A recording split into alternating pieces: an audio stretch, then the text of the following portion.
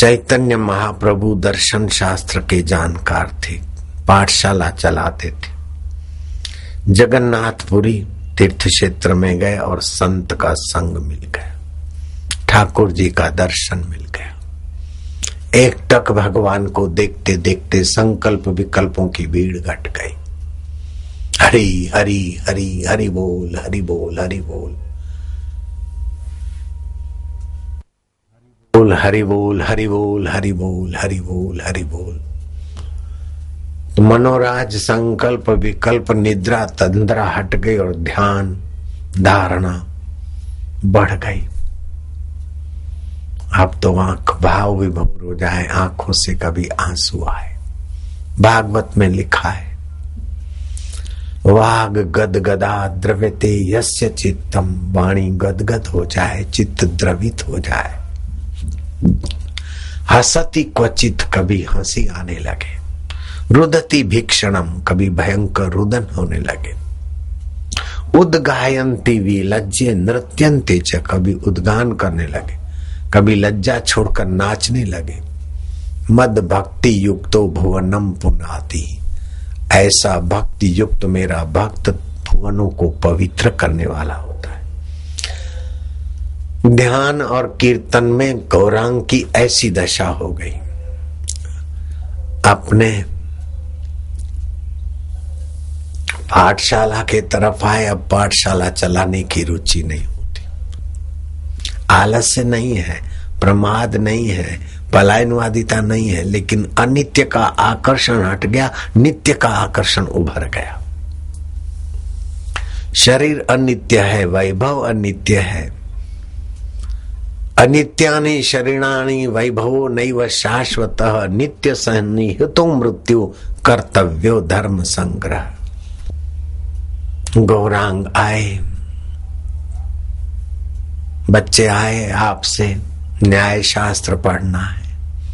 बोले मुझे अब पाठशाला नहीं खोलनी है, ये संसारी प्रवृत्ति अब नहीं करनी, पैसा नहीं कमाना, पाठशाला का झंझट नहीं करना है। बोले गुरुजी अगर आप नहीं पढ़ाएंगे तो परीक्षा में हम पास भी कैसे होंगे? आप ही पढ़ाए, आप जैसे पवित्र आचार्य को हम छोड़कर दूसरी पाठशाला में कैसे जाएंगे? आप पढ़ाइए, कृपा करिए। बहुत आग्रह किया तो गौरांग ने पढ़ाना शुरू किया। पृथ्वी का आधार जल है, जल का आधार तेज है, तेज का आधार वायु है, वायु का आधार आकाश है, आकाश का आधार महतत्व है, महतत्व का आधार प्रकृति है, प्रकृति का आधार सच्चिदानंद घन परमात्मा है। उसको जानना न्याय है, बाकी सब अन्याय है। बोले गुरुजी ऐसा लिखेंगे तो हमें तो परीक्षा पेपर में तो चौकड़ी मिलेगी। बोले वहां तो न पास हो जाओगे, लेकिन ईश्वर प्राप्ति में पास हो जाओगे। सबके आधार में आ जाओ, और सबके आधार में आने के लिए ये अंतर्यामी परमात्मा देव का मंत्र है। ओमकार मंत्र, गायत्री छंद। परमात्मा ऋषि है, इनकी महानता खोजने वाले भगवान नारायण। किसी कल्प में भगवान ब्रह्मदेव, कहीं ब्रह्मदेव का नाम आता है, कहीं नारायण का। तो इस ओमकार की महिमा भगवान ब्रह्मा जी ने भी खोजी और भगवान विष्णु ने भी खोजी, कल्पांतर के भेद से। खोज उसी की होती जो पहले था, बनाया वो जाता है जो पहले नहीं था। खोज उसी की होती जो पहले था। ओमकार मंत्र का प्रभाव पहले ही था, भगवान नारायण ने खोजा, भगवान ब्रह्मा जी ने खोजा। और इस ओमकार मंत्र का देवता कौन है कि अंतर्यामी, सबका अंतरात्मा, पृथ्वी का अंतरात्मा, जल का, तेज का, वायु का। इस पृथ्वी को जड़ मत मानना। जैसे तुम्हारा शरीर है ना, सोया है तो जड़ किनारे पड़ा है, फिर भी तुम चैतन्य इसमें व्याप रहे हो। ऐसे पृथ्वी में भी वो चैतन्य देव व्याप रहा है, जल में भी वो व्याप रहा है। वायु देवता ने तो मेरे से बातचीत भी की। ये जो हवा चलती वो भले वायु देवता का स्थूल रूप है, लेकिन आपका शरीर चलता है स्थूल रूप में, तो आप भी तो सूक्ष्मतम में होते हैं ना। जो उस परमात्मा देव में प्रीति करते हैं उनको ये 4-5 देवता, पृथ्वी देवी, जल देवता, अग्नि देवता, वायु देवता अनुकूल हो जाते।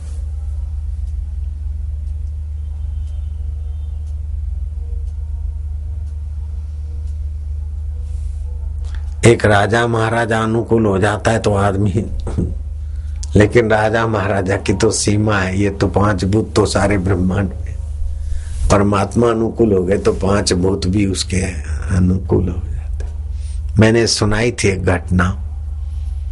यमुना किनारे एक साधु ने झोपड़ी बनाई। कुछ दिन महीने बीते, झमरुक के, जामफल के पौधे लगा दिए। किसान का छोरा बैल लेके आ रहा था, बोले इधर से नहीं वहां ले जा। बोले नहीं, हम रोज इधर से जाते। बोले मैंने पौधे लगाए। बोले बाबा बालू में कहीं पौधे होते क्या? हम तो यहीं से बैल ले जाएंगे। बोले मैं नहीं जाने दूंगा। अरे नहीं, कैसे जाने देगा बाबा? वो डंडा उठाया बाबा को मारने के लिए, लेकिन हाथ ऊपर ही रह गए। चकराया, गिर पड़ा, बैल भी गिर गए। गांव के लोगों को पता चला, हाथा जोड़ी की, बाबा को स्तुति की। बाबा ने संकल्प किया, वो ठीक हो गए। कुछ दिनों के बाद पौधे जमीन में लगे, बड़े हुए और बड़े बड़े जाम फलाए, जमरुख आए। गांव वालों को प्रसाद मिला।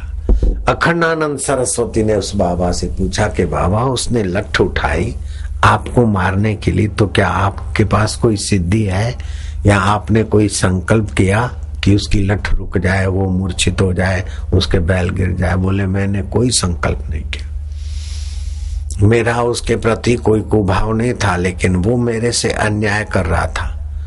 तो मैं तो परमात्मा में था, तो परमात्मा में होने से वायु देवता अनुकूल हो गए और ये पौधे लगे तो पृथ्वी देवी अनुकूल हो गई, जल देवता अनुकूल हो गए, बड़े बड़े फल आए।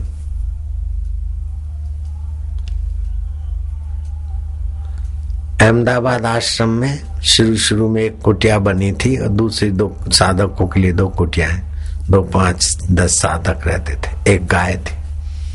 बोले गाय अब दूध नहीं दे रही। बापू, आप बापू नहीं बोलते थे, साईं साईं बोलते थे। बापू तो अभी बोलना शुरू किया लोगों ने।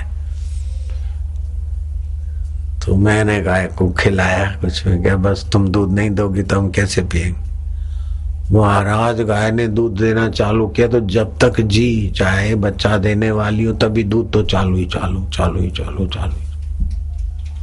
उस गाय को मैं स्नेह करता हूँ, उसका फोटो भी है। तो ऐसे कौन सी चीज है जो गाय को भी प्रभावित कर देती है, पेड़ पौधे को प्रभावित कर देती है? सुखदेव जी महाराज किसी भी पेड़ के आगे खड़े हो जाते, भिक्षाम देहि। सूखे पेड़ों से भी फल उभर आ जाते थे। ईश्वर की सत्ता अद्भुत है, ईश्वर का सामर्थ्य अद्भुत है, ईश्वर की करुणा वरुणा अद्भुत है। हम ईश्वर को पाने के लिए खाएं पिए रहें, लेकिन इस शरीर का मन का उपयोग ईश्वर प्राप्ति। गौरांग लगे तो लगे और कीर्तन ऐसा करते कि ईश्वर के साथ तदाकार। बहुत लोग उनके नजीक आ जाते। अब लोगों की भीड़ भाड़ जमघट, राम रगड़ा बढ़ गया तो एकांत के लिए सब सोए थे और रात्रि को ही निकल पड़े जगन्नाथपुरी से वृंदावन की ओर, जंगल का रास्ता। अब जंगल के रास्ते में कीर्तन करे तो भालू, वानर, शेर, चीते सब उनके साथ नाचने लग जाए, क्योंकि प्राणी मात्र का अंतरात्मा तो वो परमात्मा सुख रूप है, सब सुख चाहते। अभी ओमकार की ध्वनि से आपके संकल्प विकल्प कर्म हुए, भले कथा वार्ताएं विनोद नहीं हुआ, लेकिन आपको अंतरात्मा की शांति का एहसास अच्छा हुआ होगा। जिनको आज अच्छा लग रहा है ज्यादा, वो हाथ ऊपर करो। अशांतस्य कुतः सुखम। परमात्मा शांति, सुख और सामर्थ्य की जननी है।